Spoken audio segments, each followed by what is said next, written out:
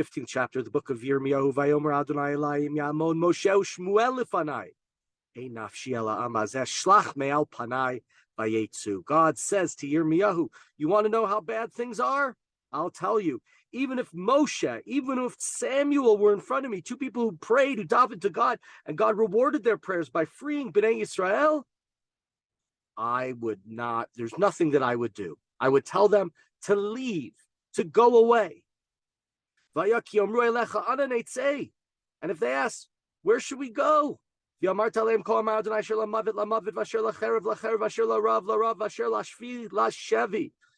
to them, you want to know where to go? Those who are destined to plague, go find the plague. Those who are destined to be, obviously these are being killed by the sword, go to the sword. Those destined to famine, go to a place of famine. Those destined for captivity, walk into the enemy's camp. And it sounds, this verse, it sounds a lot like in Unatana Tokef. Right? Ezola cherev, ezola rav, ezola mavet. These are words we're going to be saying in a few days. There, we're hoping, we're asking. The difference, of course, is on Rosh Hashanah, on Yom Kippur, however you want to understand Tana Tokef without getting too far into there. We're saying to God, right at the end, Tshuvo, Tfilot, Stakam, Avir, and Droagzer. We're saying it, but there's hope. Here, God is saying to Bnei Israel, there is no hope. And I'll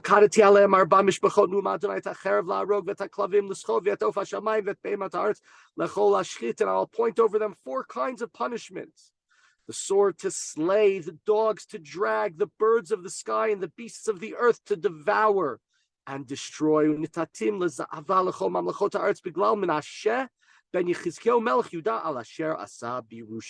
Here we go back, and we're told what was the it doesn't necessarily say it in this way, but what was the straw that broke the camel's back?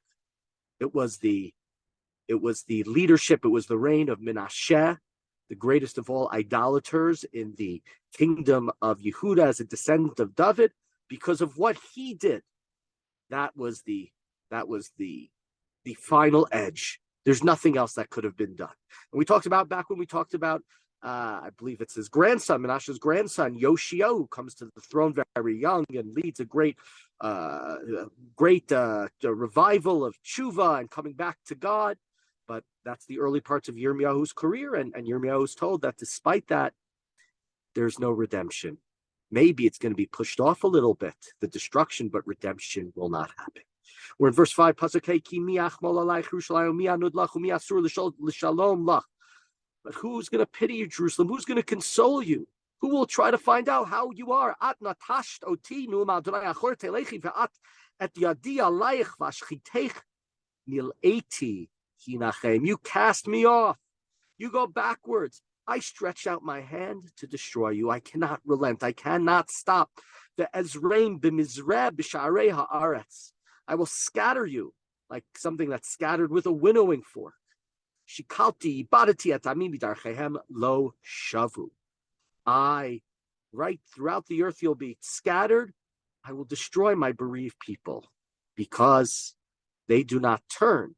They've turned away and they do not return back towards me. Atzmu li almanota. Mechol yamim heveiti lahem. Al ein bachur shoded batzarayim hipalti aleha pitom ir uvehalot. Their windows are more numerous than the sands of the sea, and I will bring against them young men and mothers together, who will destroy them at noon in the middle of the day. I will bring down suddenly upon them alarm and terror. Right in the middle of the day, you would think, it's going to happen at night, it's going to happen in secret, it's going to happen in darkness. No. Right in the middle of the day, the most obvious time, you still won't be able to stop it. That's how terrible destruction is going to be. Umlala yoledet hashiva, nafcha nafsha, bashimsha be'od yomam, boshav v'chafero sheritam lacherev etein, lifnei oivehem nu'um Adonai. She that is born 7, even she is forlorn. She can't be consoled.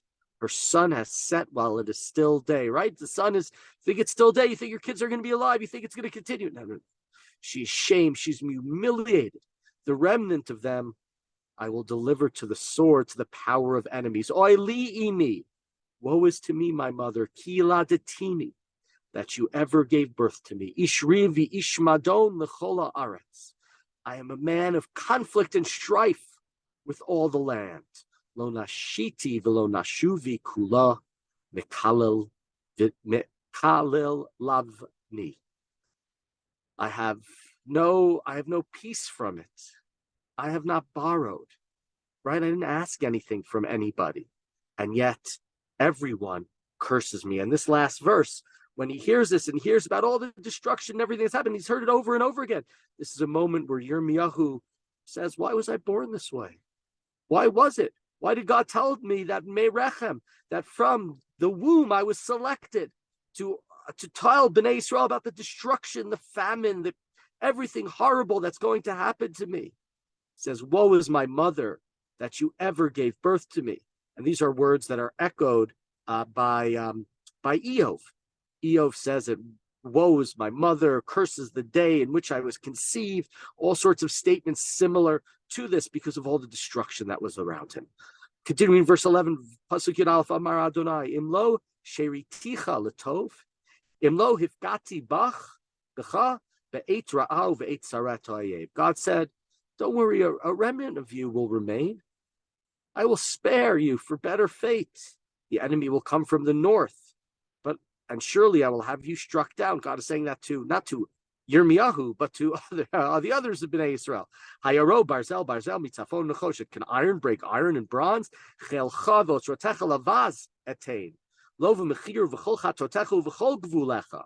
I will hand over your wealth and your treasures as a spoil free of charge, because of all of your sins. Va'avarti et oivecha ba'aretz lo yadata. Ki eish katcha ba'pi alechem tukad.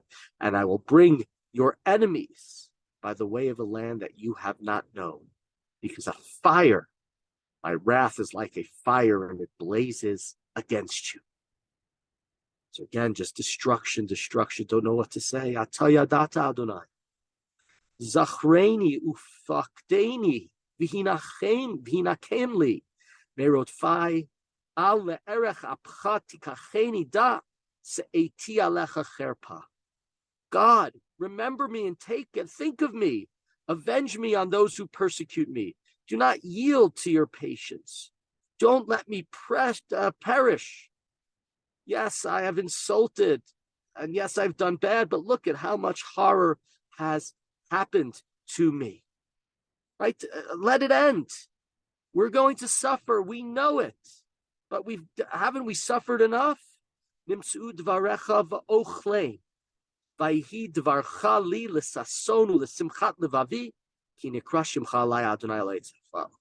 When your words were offered, I devoured them. Your word was brought to me with delight and joy of knowing that your name is attached to me.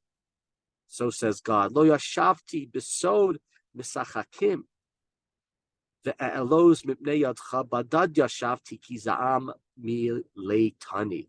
I've not sat amongst the those who make fun, revelers is the English that I have here. I have sat lonely because of your hand upon me. You have filled me with gloom. Right? Gloom and destruction, that's what's going to happen. That's what's going to be. Lama haya ke'evi netzach umakati anusha me'ana harafeh haya hayo tiyeli kmo achzav mayim lo ne'emanu. Why must my pain be endless? Why is my wound incurable? Why is it resistant to healing? You've been to me like a spring that fails, like waters that cannot be relied upon. It's just been so terrible. I can't rely upon anyone. I can't trust you, God. I think it's going to spring. There's going to be a spring. There's going to be waters that's going to come up, and there's never going to be a problem. I'm not going to starve. But no, I haven't been able to rely upon anything. Lachein kol amar Adonai. And therefore, God says as follows: Im tashuv va'ashivcha lefanai ta'amod. If you turn back, I will take you back. And one of the more famous, but the earlier statement that Yirmiyahu made: Shuvu vanim shovavim. Right? Return. So God says here, if you turn back, I'll take you back. Im tashuv va'ashivcha lefanai ta'amod v'im totzi yakar mizolel kfi teyu yashuvu Hema elecha v'yatala tushuv alehem. And you shall stand before me if you turn back. If you become noble, out of your worthlessness. You shall again be my spokesman. The people will come to you, not you to them. Right now, the enemies are coming to you. They're coming to your land. They're invading you. They're destroying you. But if you will once again be my people, it won't be that. You'll come to them. And here I don't think it's talking about you'll come to them to give them advice. You'll come to them that you will be the one on top. You will be the ones who are ascending. And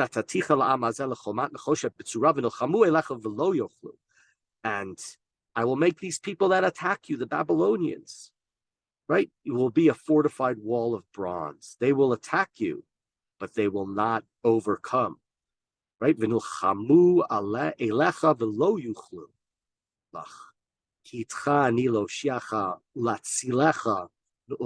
Because I will be with you to deliver you and save you. And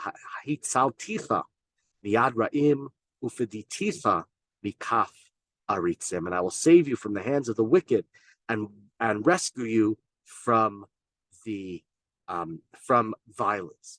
And so here we have, and this is one of the reasons why it's seemingly the book of Yirmiyahu remains an important book, because yes, this chapter is death, destruction, horror, evil, over and over again. But still at the end, God promises Yirmiyahu that he will take the Jewish people back. There will be redemption. It will happen. You guys have to return to me. It's not going to be something that just magically occurs, but the possibility of it happens. And that's what makes Yirmiyahu relevant during our time. The, nearly 2,000-year exile that we've had since the destruction of the Beit HaMikdash, that we can withstand this. It might take time. It might take a while. But thankfully, in our day, we've seen the return to Israel the first time in almost 1,900 years earlier, of course, 75 years ago. And so the hope of what God says here, our hope is that not only will this occur, state of Israel, but it will become, as we say in the Tefillot, the Reshit Tzmichat Gulateinu, the first, the beginning of the true redemptive period that even in our worst Yirmiyahu says, God says through Yirmiyahu, I will take you back and you will again be my spokesman and my people.